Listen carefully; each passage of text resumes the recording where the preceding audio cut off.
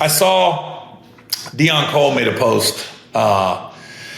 He was in LA, and this guy, Bob Sumner, came to his show a couple days ago.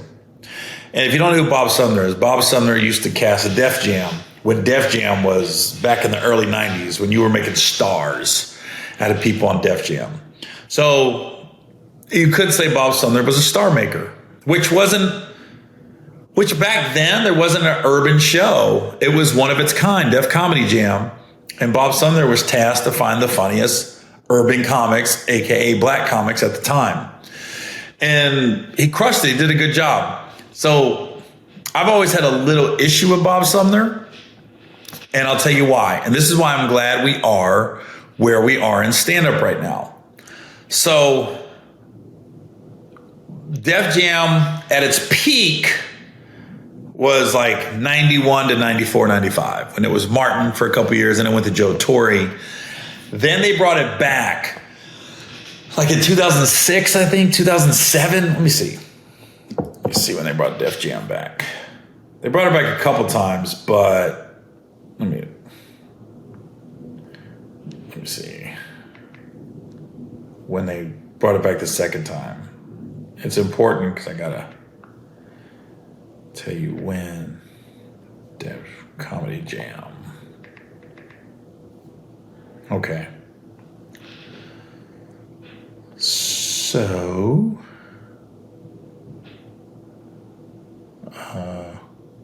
the first episode was March 6, 1989. Holy shit. I didn't know it was that old. I thought it was like 91. Wow. So created by Russell Simmons and Bob Sumner. Okay. So Def Comedy Jam is an HBO television series produced by Stan Lathan and Bob Sumner. The series was hosted by Martin Lawrence and Joe Torre in its first 6 seasons. Mike Epps in its 7th season and D.L. Hughley in its 8th. So it ran from 89 to 97. Those were the glory years of Def Jam. Then it came back in 2006 and 2007. That's when Epps hosted in 2006 and DL hosted in 2007. Then, yeah. So, when it came back in 2006, 2007, I was living in Cincinnati at the time, and they came to Cincinnati and did auditions for the 2006 season, and I fucking killed it. I crushed it. And I know that sounds conceited, and I don't like to say that, but I had the best set by far that night. Wasn't even close. And I had and Bob Sumner was there, and I talked to him afterwards. He goes, "I'll let you know, Gary." I was all right, and didn't get picked. Then they came the next year, 2007, and they did it in Columbus, Ohio, and I hosted the Columbus auditions. Did really good again. Saw Bob. He said did a good job, and then didn't get picked again. I was like, damn. So then I saw Bob at the Comedy Store a couple months later, and I said, "Hey, man, can you just tell me why I didn't make it?" And I really wasn't mad. I was disappointed, but not mad. Wasn't blaming Bob. I really want to know why. And you don't get those. Here's the thing. In our line of work, you don't get a lot of opportunities to ask that question. And so Bob had said, I remember he just went, "Gary, man, I'm not here for that. You're what'd he say? He said, you're intruding," like almost like I was coming at him crazy, and I really wasn't. I really wanted to know like what happened. Because at that time, and guys will tell you at that time, you can ask Kevin, you can ask D-Ray, you can ask guys that were on Def Jam back then. Like I was doing good. I was ripping for every time I was in LA to go up for 5 or 10 minutes. I was ripping. That's all you're gonna get on Def Jam.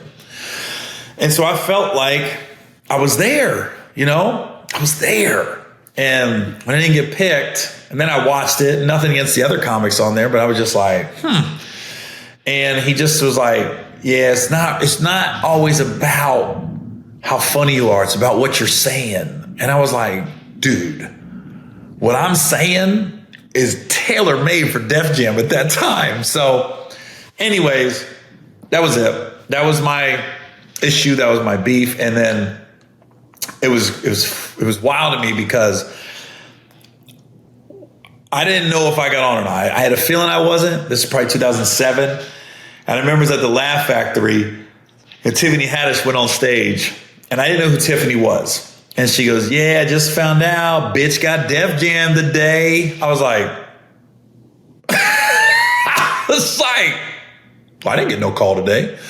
So, you know, looking back on it, it's a tough job.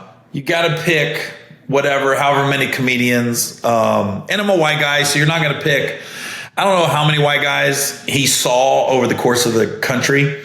But I don't think I saw any. I saw Russell Peters, but I don't think I saw any white guys in 2006 or 7 on the show. I could be mistaken. I didn't watch every episode, but, you know, now that I'm older and I'm doing all right, it's just like, you know, you look back on it and you're like, why didn't I get it?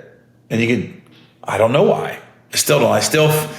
In my heart of hearts, I still feel like I should have got on. No different than I still feel like I should have a Netflix special by now. I don't, but there's nothing to dwell on. I'm doing great.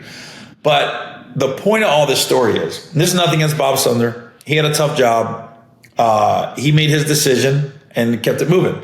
And even when I came up on him, I didn't run up on him like, hey man, why the fuck ain't I on Def Jam, motherfucker? You know, how you gonna pick them whack ass comics? No, it's never been my personality. It's always, I pulled him aside. I'll never forget, I pulled him aside in the lobby of the Comedy Store. And I just said, hey, can you tell me why I didn't make it? And I didn't even say it loud. I said it like man to man. He goes, man, Gary, I'm just here. I'm not here for that. I'm just here to have a good time and watch stand up. And at the time I felt some kind of way because I was like, well, I'm not running up with you at dinner. I'm not running up with you at a club. I mean, we're at a comedy club. You're walking in. I thought that was the right time to ask the question.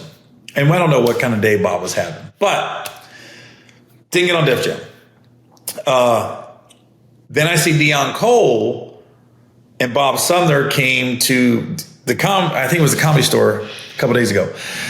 And Dion Cole was like giving him his props that this guy found it, Def Jam. He found it more stars and everything. And I was like, all that's true. All that's great. But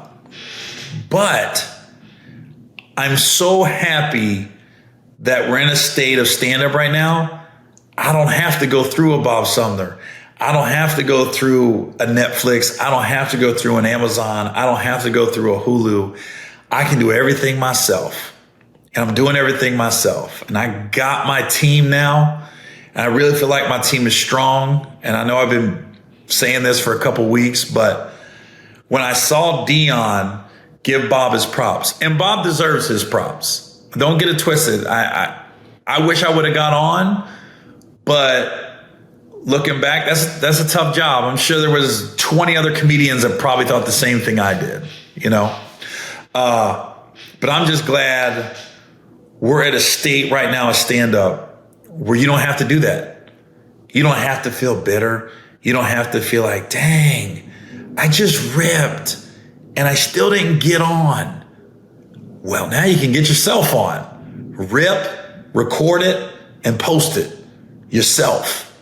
Your YouTube, your TikTok, your Facebook, your Twitter, your Snapchat, your IG, that's your TV channel. That's your Def Jam. That's your Netflix. That's your HBO. That's all you need. And I'm so glad we're in a state right now of stand-up that we can take matters into our own hands. You know, I still don't know how these algorithms work. I still don't know how I get in some people's algorithms. I don't understand why some videos that I think are going to go through the roof don't, and some that I just think are all right, crushes. I don't understand how some videos will get millions of views on YouTube, but will do nothing on Instagram. And some videos do millions of views on TikTok, but do nothing on Facebook.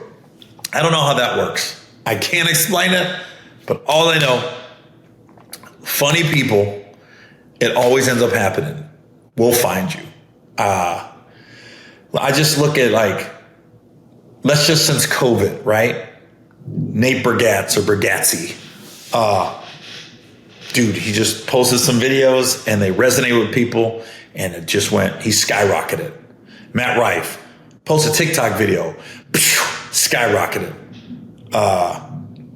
Bert Kreischer, Tom Segura, Joe Rogan, it's a podcast, but he skyrocketed off podcasts, off YouTube and Spotify and all that other stuff. So whether it's Theo Vaughn, whether it's a podcast, whether it's stand-up, whether it's sketches, look at Drewski, look at Twitch, these streamers, Kai Cenat, DDG. You got so many people right now that are calling their shots and don't need anybody to say, I'm going to put you on. I'm going to do this for you. People are doing it for themselves. We are in the glory years. We are in the golden age of stand-up. If you want to just do whatever you want, you can talk about whatever you want.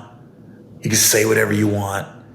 It's a great time, And that's the first thing I thought of when Dion gave Bob his props. And Bob Sumner deserves his props, He did discover Chris Tucker, Martin, Bernie Mac. He put them on that show that just took off. So he deserves it. He deserves his roses. He deserves his flowers while he's here. But at the same time, that time has passed. We're in a different age right now. You don't need to prove for anybody. You don't need to go showcase and feel like you had the best set. And then somebody tell you, oh yeah, I still didn't put you on. You can be like, oh, I'm just going to do it myself. All right. So it's you have complete control of your career, more so than ever right now. It's unbelievable.